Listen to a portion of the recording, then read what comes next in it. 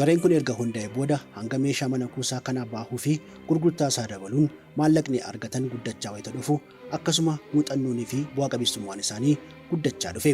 Moggaasni maqaa garee isaanii kan kashlabbootaa ta'us gareen kun kan beekamu garuu gocha shororkeessummaan osoo hin taane walitti dhufeenya tasgabbaa fi amala gaariin ture.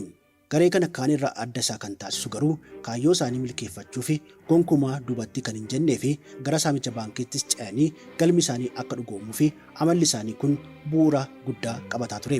Miseensonni garee kanaa saamuuf baankii ijoo isaanii keessaa gashatanitti wayita seenanitti kaan hedduu akkuma godhan meeshaa waraanaa baasanii hojjettotaa fi maamiltoota ukkaamsuun osoo hin taane fuula kolfaan guutameen hojjetaa nagaa erga gaafataniin booda gara gocha isaanii muummeetti ni seenu.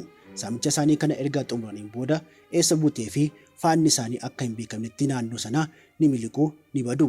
Yeroo tokko tokkos gargar faca'anii ofiis ni jijjiiru ture.